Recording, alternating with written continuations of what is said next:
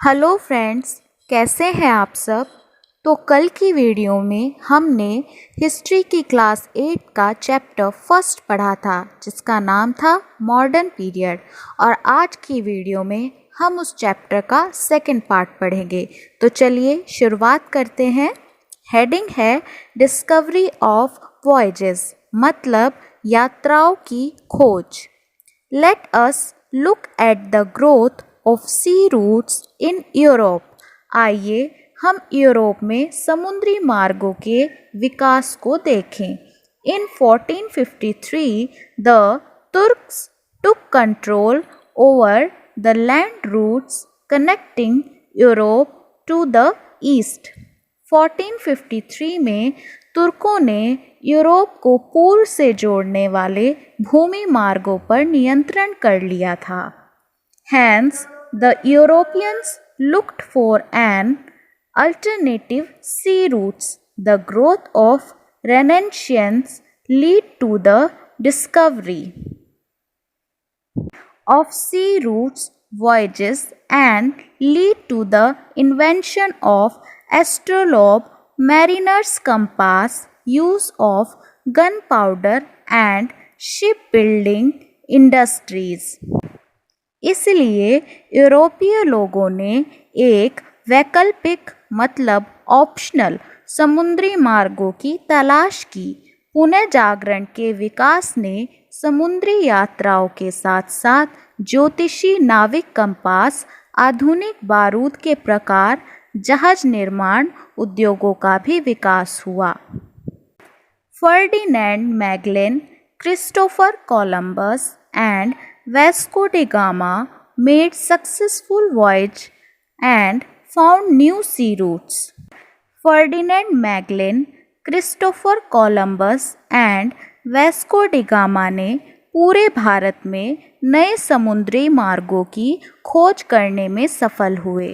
The discovery of new sea routes lead to imperialism and colonization, which means controlling the territory and economic life of a country which is less powerful by a rich and more powerful country.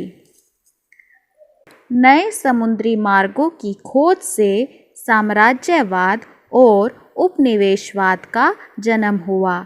Imperialism मतलब साम्राज्यवाद वह दृष्टिकोण है जिसके अनुसार कोई महत्वाकांक्षी राष्ट्र अपनी शक्ति को बढ़ाने के लिए अन्य देशों के प्राकृतिक और मानवीय संसाधनों पर अपना नियंत्रण स्थापित कर लेता है।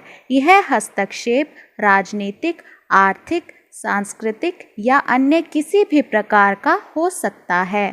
कोलोनाइजेशन मतलब नई बस्ती बसाना, जिसका अर्थ उस देश के क्षेत्र और आर्थिक जीवन को नियंत्रित करना है जो कम शक्तिशाली देश हैं।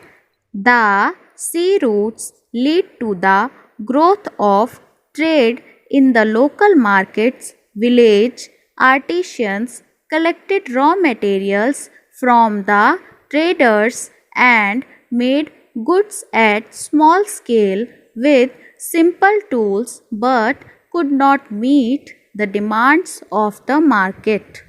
समुद्री मार्गों से स्थानीय बाजारों में व्यापार में वृद्धि हुई। गांव के कारीगरों ने व्यापारियों से कच्चा माल एकत्र किया और साधारण उपकरणों के साथ छोटे पैमाने पर माल बनाया, लेकिन बाजार की मांगों को पूरा नहीं कर सके। Therefore, a new method of production was needed which led to the Industrial Revolution. इसलिए उत्पादन की एक नई विधि यानी न्यू मेथड की आवश्यकता थी, जिसके कारण औद्योगिक क्रांति हुई। इंडस्ट्रियलाइजेशन मतलब औद्योगिकरण यानी कि उद्योग का विकास। The industrial revolution started in England in the middle of the 18th century. औद्योगिक क्रांति की शुरुआत इंग्लैंड में 18वीं शताब्दी के मध्य में हुई थी। It led to the setting up of factories, installation of new machines, new inventions such as steam engine, power loom and cotton gin। यह स्टीम इंजन, पावर लूम और कॉटन जिन जैसी नई मशीनों की स्थापना के लिए कारखानों की स्थापना की ओर ले जाता है। Voyages made by Europeans resulted in availability of cheap raw materials and manpower resources, providing potential markets for the finished goods।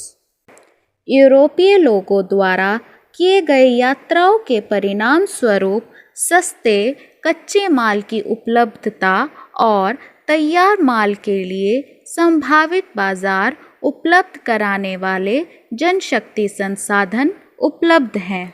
In this process of exploring new routes, colonization resulted and large industrial cities developed। नए मार्गों के औपनिवेशीकरण की खोज की इस प्रक्रिया के परिणाम स्वरूप और बड़े औद्योगिक शहर विकसित हुए। इस वीडियो का थर्ड पार्ट देखने के लिए आपको डिस्क्रिप्शन में लिंक मिल जाएगा। अगर आपको ये वीडियो पसंद आया हो तो please like, share and channel को सब्सक्राइब करना ना भूलिए। Thank you for watching.